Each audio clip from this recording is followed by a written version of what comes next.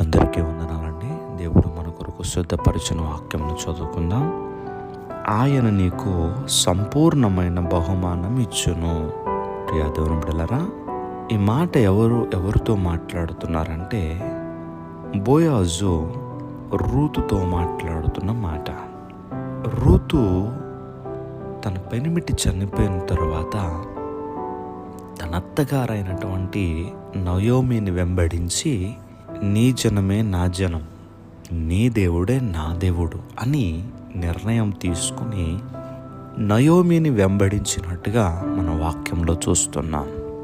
అయితే జీవనోపాధి కావాలి, పరగ ఏరుకోవటానికి ఆమె నిశ్చయించుకుని వెళ్ళి పని చేస్తున్నటువంటి సమయంలో లేదా ఆ పరగ ఏరుకుంటున్నటువంటి సమయంలో బోయాజు చూసి అంటూ ఉన్నాడు, ఏమనంటే, నీకోసం నేను విన్నాను, నీ తల్లిదండ్రులను నీ జన్మభూమిని విడిచి ఇంతకుముందు నీ వెరగని జనమునొద్దుకు వచ్చిద్దవి. యెహోవా నీవు చేసిన దానికి ప్రతిఫలమిచ్చను. ఇశ్రాయేలీల దేవుడైన యెహోవా రెక్కల క్రింద సురక్షితముగా నుండున్నట్లు నీవు వచ్చితివి. ఆయన నీకు సంపూర్ణమైన బహుమానం ఇచ్చును. ఈ సందర్భంలో ఆ మాట ఆయన మాట్లాడడం చూస్తున్నాం. ప్రియ దేవుని బిడ్డలారా, దేవుని దగ్గరకు వచ్చి దేవుణ్ణి ఆశ్రయించి దేవుడు కావాలని అనుకున్నది రూతు. ఈ ఉదయకాల సమయంలో మనము కూడా దేవుని వెంబడించి ఆయన వాక్యానికి లోబడి ఆయన కొరకు జీవించినప్పుడు తప్పక సంపూర్ణమైన బహుమానం ఇస్తాడు ఆయన. ఎందుకంటే ఆయనని కావాలనుకుని ఆయన దగ్గరికి వచ్చి ఆయన్ని వెంబడించిన ఏ ఒక్కరిని కూడా దేవుడు ఎంత మాత్రం కూడా విడిచిపెట్టే దేవుడు కాదండి. నువ్వు అనుకోవచ్చు, ఒక్కొక్కసారి నేను ఎంత భక్తి చేస్తున్నానో నాకేంటి ఫలితమో అనుకుంటున్నావేమో. మనం ఎప్పుడైతే దేవుని కొరకు బ్రతుకుతామో జీవిస్తామో ప్రయాస ఒట్టిగా పోదండి. ప్రభువునందు పడు ప్రయాస వ్యర్థము కాదని ఎరిగి అంటుంది వాక్యం.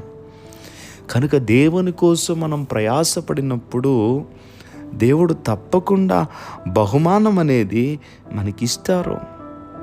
కనుక రూతు విషయంలో బోయాజు ఎలా మాట్లాడుతున్నారంటే, నీవు తప్పకుండా ఏం చేస్తావంటే నీకు సంపూర్ణమైన బహుమానము ఇస్తారాయన.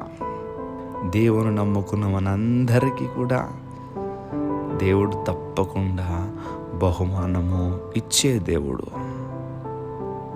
ప్రకటన గ్రంథంలో ఒక మాట ఉన్నది, ఇదిగో నేను త్వరగా వచ్చుచున్నాను, వాని క్రియల చొప్పున ప్రతి వానికి ఇచ్చుటకు నేను సిద్ధపరిచిన జీతము నా యొద్ద ఉన్నది అంటున్నాడు ప్రభు. కనుక బోయాజు రూతును చూసి ఏ రీతిగా అయితే మాట్లాడారో అలాగునే దేవుని అనుసరించి ఆయనకు లోబడి ఆయన కావాలనుకుంటున్న ప్రతి ఒక్కరికి కూడా సంపూర్ణమైన బహుమానం మన కొరకు దేవుడు సిద్ధపరిచాడు. ఆ బహుమానం పొందుకునే బిడలగా మనం జీవిద్దాం. దేవుడి మాటలు మన వేగడలో దీవించునుగాక. దయచేసి ప్రార్థన చేసుకుందాం. సర్వాధికారైన దేవా, మీకు వందనములు. వినిన వాక్యము మా జీవితంలో అన్వయించుకుని జీవించగలిగిన శక్తిని మాకు దయచేయండి. ఈ లోకంలో మీ కొరకు బ్రతకాలి. అలాగని ఈరోజు నీ బిడ్డలు వారి పనులు ప్రారంభిస్తూ ఉంటుండగా మీ బిడ్డల పనులకు తోడుగా ఉండి నీ బిడ్డలు చేపట్టుకుని మీరు నడిపించమని యేసుక్రీస్తు వారి యొక్క నామం పేరట అడిగి వేడుకుంటూ ఉన్నాం మా పరమ తండ్రి. Amen, amen, amen.